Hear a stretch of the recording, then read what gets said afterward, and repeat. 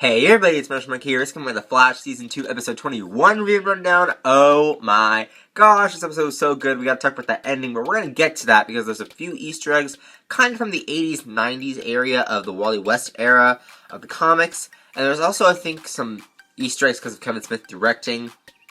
And then there should be some Arrow Easter eggs, and then maybe a Flashpoint Easter egg. And we're gonna talk about this. There's a lot of stuff to talk about in terms of Easter eggs. But we also have a lot to talk about during this episode because it was very emotional, very great, very nice, and I did like it quite a bit. So let's get started. So this episode was great. It was really great. It was written by... Hold on, I gotta remember who it was written by. I think it was written by Zach Stuntz, if that was his name, or Zach Stuntz, or something like that. It was written by him. And he's known, I think he wrote a little bit of, like, the screenplay for Thor, if I'm correct. I don't know. He wrote some other things, and then maybe some stuff on TV. But he is kind of weird. I've heard he's a weird writer. I've heard he's kind of different in writing ways, and, like, a style of writing. And this episode was kind of like, different, so I really do like how it turned out. It was really interesting. They didn't really go by the comics of explaining the Speed Force, like scientifically, you know? I mean, they kind of explained it in their own way, but I think that the reason why they did that, because they didn't include any of the logic of the Speed Force, I think that why they did that is because they're explaining it without actually explaining it. So they're kind of like foreshadowing what is to come, probably. Like, they're kind of like, okay, the Speed Force is here, it's an entity, it's like a knowledgeable thing, and it's like a actual place, but we're going to get at the logic of that in the future season. Because I think they've done that before on Season 1. We've learned a lot about stuff from Season 1, and then they kind of pushed it up over to Season 2, and we learned even more about it, and Barry got more speed and stuff like that. So I think that's what they're doing with this episode. They're kind of setting up that, the Speed Force a little bit, and the logic will probably come later on. Like, they'll probably revisit it, or they'll probably talk more about it, because they did kind of explain a little bit of what the logic behind it is when Cisco had to go there. Like, or not really go there, but like go... Well, yeah, basically, kind of go there to get Barry back, which we're going to talk about, but I think that that's what they were trying to do with that. But yeah, that was really cool to see the Speed Force episode. We saw a lot of that. But this episode was great because Kevin Smith directed, and I'm pretty sure, I think he knows, like, a friend of his that was Easter egg in this episode that cameoed, not only in the Big Belly Burger part, I think that was him. I'm not really sure if it was or not. I couldn't recognize him, but I think that was him, or it was another actor that looked like him. Who knows? I think he has a friend that was also cameoed, and then he talked about how he was also in the big army of Zoom scene, where he was dressed up in that black mask over, like, near the corner. That was him, too, if you guys saw that. So I think that's who it is. I think it's one of his friends. I think, is his name Jason or something like that? I have no idea. I'm not really that big into Kevin Smith lore, his, people that he is close with, but I'm sure that a lot of you are. I do love Kevin Smith, though. He's really great. He's a great guy, and I really think that he did a good job, and I want him to come back for more. But the reason behind the story of him directing this episode is because he talked about how the Flash Season 1 finale, about Barry traveled back in time to see his mom after she was, like, murdered. Well, not really after. It's kind of during the part where she was, passing. And the speech that the scene that her and Barry shared together, that made him cry a lot. Like, it made him bawl into tears. So I really love the fact that he wanted to incorporate that again and make other people feel the emotion that he did during that. Because that's a big milestone for him. I think that he really likes the Flash show, and I think he really cares about these characters. And I think that he really thought of what could make it, like, what could come full circle for him, in the last season, and then him this season experiencing it as well. So I really like that he directed. I really do want him to come back in Season 3. Maybe he can direct a really big episode in Season 3, like maybe the mid-season finale. That would be really cool. Maybe not the season finale yet. I feel like he needs to work up to that a little bit more. But the mid-season finale for next season, definitely think that he should come back for that as well. And then have, like, a really, one of their regular Flash writers write it. Because this guy that wrote this episode, Zach, who wrote this episode, not a regular writer. But it was really great to see Kevin Smith direct. We also got some stuff with Girder. Okay, so the particle accelerator blast, of course, we kind of came back to that. Jessie Quick in a coma, which we will talk about. We will talk about Jessie Quick, don't worry about that. Wally West, he's kind of fine. He obviously got hurt a little bit. I mean, he got blasted by dark matter. But we're going to talk about him as well. But they talk about Girder being back. He got brought back to life from the dark matter explosion. He was in the morgue in Star Labs. He was brought back as a zombie. I hated this storyline. I thought it was kind of like, I didn't really hate it, but it's like, it kind of dragged it down a little bit. Like, it tried to drag the episode down. Like, you're dealing with the Speed Force and all this crazy stuff that's happening with it, and then you bring Girder back to life? What? It doesn't even make sense. I don't understand that. It was weird. And then the way he walked like a zombie, he's like, do do do do do do do do, and he's just like thug zombie. I was like, oh my gosh, this is so awful. Like this, I hate Girder. I don't really like the actor who plays him either. Even though he didn't have any really lines in this episode, he was just like, what was the point of bringing him back? Like, there's nothing really there, right? So, I don't know. It was just weird to me. I didn't really like it. But it wasn't the worst thing that they could have done. Because it was still fun and enjoyable to see Iris have some stuff to do in this episode. Like, lead him back to Star Labs. So, that was a plus side. That's a good thing. But I just didn't like Girder in this episode. It was weird to me. Now, I do like Cisco in this episode trying to contact Barry through the Speed Force. That was great. Iris kind of did the same thing when Barry was ready to come home. The Speed Force presented itself as Joe, as his dad, as Iris, as his mother, and really talked about the Runaway Dinosaur, which is this book, this child book that Barry had read with his mother. And I really like how he remembered the book when they were reading it again in the Speed Force, and he read some of the book. That was really great, and that's kind of, I think, a tip to like Flashpoint, or like a nod, or whatever you want to call it, to Flashpoint of Barry coming kind of realizing about his his mother's death, kind of like what would we say, like kind of not, I don't know, I can't really explain it, coming into terms, I guess, whatever they say, that saying where it's like, okay, not in denial anymore, or not like, I don't know, coming to terms, I guess you could say, with his mother's death. And that storyline kind of made sense here too.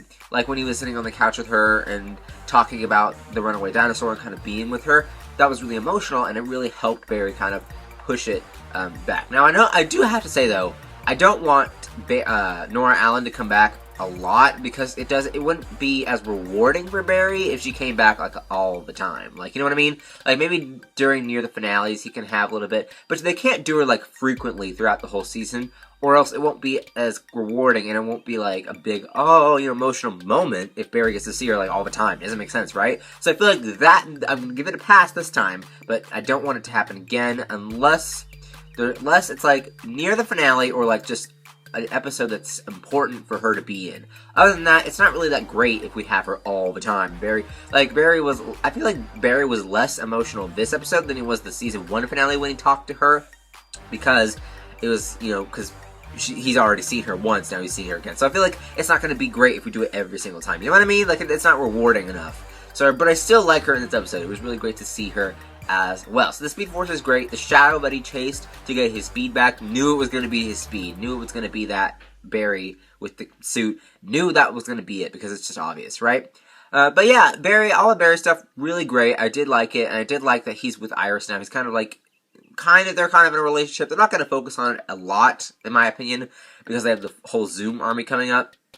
So I don't think they're going to focus on it a lot, but it's really cool to see that they are still open to that relationship. Probably going to carry over into season 3. So that's what I think is going to happen for that. Now, we gotta talk about Jessie Quick before anything else, because I want to talk about her. Jessie Quick was hit by the dark matter explosion. And I think that this is an Easter egg back to the Wally West era. We talked about the Flashpoint, but let's talk about the Wally West era. I think late 80s and most of the 90s? I don't know for sure. I can't really remember. But in that, they kind of introduced transferring Speed Force. That's been a big thing this season. It's kind of taking Speed Force away from some other person, and Zoom using his little, I guess, machine or whatever you want to call it to give him the Speed Force. So they've been transferring it, but really, what really happens when you transfer Speed Force, it's a natural transfer. You can kind of like transfer it. You don't really have to, manually take a device and transfer. If I'm correct, from the comics, I think. So that's what was happening when Barry touched Jessie's hand. I expected it to just be like she already had Speed Force, and that's why static electricity. And then I was like, wait a minute, that's probably transferring Speed Force. So I think that she does have, essence. Like she has like, what do you want to say? Like aspects of the Speed Force in her, I guess. And then like Barry can tap into that and give her powers. I don't know. It's weird how they're going to explain that. I have no idea. But I think that that's what they're trying to explain with this, and I really do like it. And I really think that she should not have all of Barry's abilities, maybe just a few, not make her too much of a speedster yet. Maybe she can go through the same journey as Barry did. I know it's kind of crazy, though, doing all of that again, but I feel like it'll be different, because she has Barry's speed, too, of when he transfers it. So I think that that's what's going on here. And then Wally, we've learned he does not have Speed Force. I believe he does not have Speed Force yet. He was hit by the dark matter explosion. Maybe it takes a little longer for him to get his powers, because Joe did the whole cup test when he's like, oh. So that's really cool, and talked about him about it. I don't think he'll be a speedster yet. I think in the finale, that's when he'll learn about his powers. Like maybe his hand will vibrate when he's trying to help the Flash or something. I don't know, who knows, and then it'll carry over into Season 3. That's what I think is going to happen. I'm not sure if that's going to happen, but it's possible. I cannot wait to see what they do for him. And then Jessie, too, where do you think she'll use her powers? Like in the next episode, in the finale? Who knows? Like, you know, Harrison Wells said, Wells, this episode, said history is repeating itself. So I feel like she will get a type of speedster powers, a type of Speed Force that Barry can tap into to give her more power. So what do you guys think? Comment down below for that as well. But that's just like a little Easter egg for the Wally West era. Now another Easter egg that I spotted is actually the fish tank in Barry's room when he woke up in the Speed Force. I feel like that fish tank is supposed to be Atlantis. Does anybody else agree? Like, they've had so many Aquaman and Atlantis Easter eggs this episode. Or not this episode, sorry, this season. So I feel like that's what that is. But, I don't know. That was just something I wanted to throw out there. Another Easter egg is for Arrow, Big Belly Burger, and Star City. Way better. So I feel like that's really great. Taking it all the way back to season 1, I believe, of Arrow. Introducing Big Belly Burger in the show. So that was a little bit of the Easter eggs as well. Overall, this episode was okay. Like, it was good.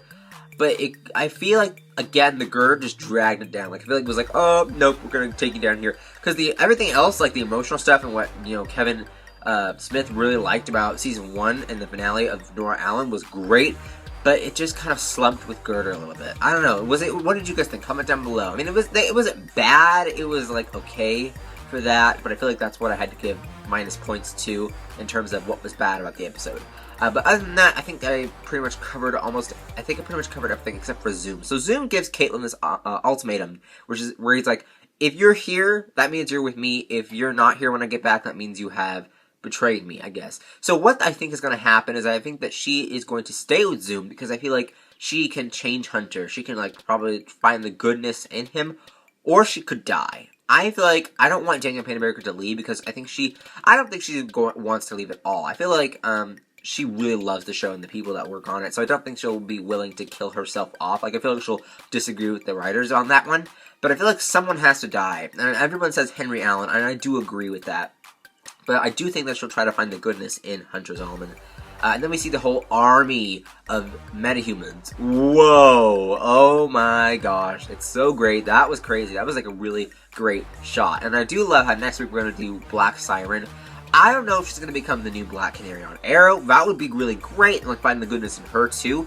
Hopefully they don't kill her off. Like, hopefully she can guest star on Arrow maybe a few times, like 2 times in season 5, or Oliver could at least meet her, right? I feel like they owe us that, right? I feel like they owe us from killing off Black Canary. They owe us Black Siren to come on and kind of be like, oh, hey, Oliver, you know what I mean? And then maybe, like, Mary Berry will get like, oh my gosh, it's Laurel, you know, she's dead. I don't know. Who knows? And then maybe Oliver will get a cameo. I don't know. But we're going to see her next week. I'm pretty sure I covered everything in this episode. If I didn't, comment down below, and I'll do a monkey updates on it. But I'm pretty sure I got everything.